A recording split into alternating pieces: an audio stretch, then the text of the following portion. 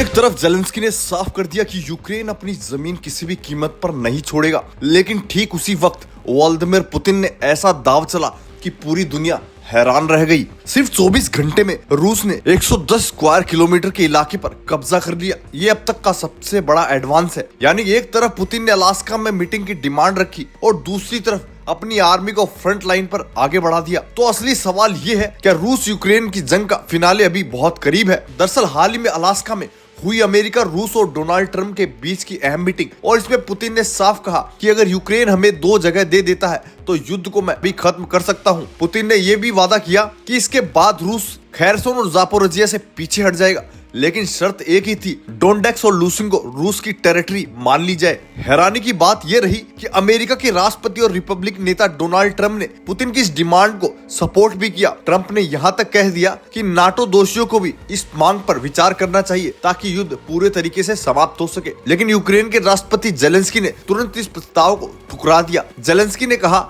कि ये पूरी तरीके से अनकॉन्स्टिट्यूशनल है। हम अपनी जमीन नहीं देंगे, चाहे हमें इसके लिए कुछ भी करना पड़े। आज अगर हम 2 इलाके छोड़ दे तो कल रूस और अंदर घुस जाएगा। उनका मानना था कि ये कोई शांति सौदा नहीं बल्कि रूस का एक ट्रैप है, और अगर एक बार यूक्रेन झुक गया पूरे देश के अस्तित्व पर खतरा मंडरा जाएगा। अब असली मास्टर स्ट्रोक तो यहीं से शुरू होता है कि पुतिन ने सिर्फ बातों तक खुद को सीमित नहीं रखा। अलास्का मीटिंग से 48 घंटे पहले ही रूस ने डोनेट्स्क में अपनी सबसे तेज सैनिक कार्रवाई शुरू कर दी। रूसी आर्मी ने 24 घंटे में 110 स्क्वायर किलोमीटर के इलाके में कब्जा कर लिया। ये 2025 की सबसे बड़ी वनडे एडवांस थी। चलिए अब जानते हैं कि जेलेंस्की आखिर डरे हुए क्यों हैं। दरअसल जेलेंस्की को डर है कि अगर आज 2 इलाके छोड़ दिए जाते हैं तो कल को रूस खैरसोन और ओसा तक भी पहुंच सकता है। आज वो 2 इलाके खाली करने को कह रहा है, कल वो 4 इलाके खाली करने को कहेगा, और यही वजह है कि उन्होंने इस बात पर तुरंत मना कर दिया। लेकिन हकीकत ये भी है 70 से 80% 2 जगहों से पहले रूसी कब्जे में ले चुके हैं। तो जेलेंस्की की स्थिति लगातार कमजोर होती जा रही है। अलास्का से लौटने के बाद पुतिन ने भी एक बड़ी पब्लिक मीटिंग बुलाई। उन्होंने खुलेआम अपनी डिमांड को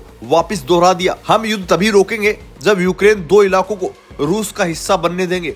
ये नॉन नेगोशिएबल है और मैं ये करके रहूंगा। यानी अब दुनिया के सामने पुतिन ने युद्ध का नैरेटिव ही बदल दिया है। अब ये वार सीज फायर नहीं बल्कि एक टेरिटोरियल डील है। खैर, कुल मिलाकर पुतिन ने एक सौदा पेश किया जिससे मानना जेलेंस्की के लिए असंभव था, और जब यूक्रेन ने मना किया तो रूस ने उसी वक्त जंग के मैदान में अपनी असली बड़ी जीत को दर्ज कर लिया। अब सवाल ये है कि क्या अब जंग का अंत सिर्फ रूस की जीत से तय होगा या फिर यूक्रेन और यूरोप कोई नया चमत्कार कर पाएंगे? आपका क्या कुछ कहना है इसके बारे में? कमेंट करके अपनी राय जरूर बताएं। अगर आपको ये जानकारी अच्छी लगी तो चैनल को लाइक और सब्सक्राइब जरूर करें।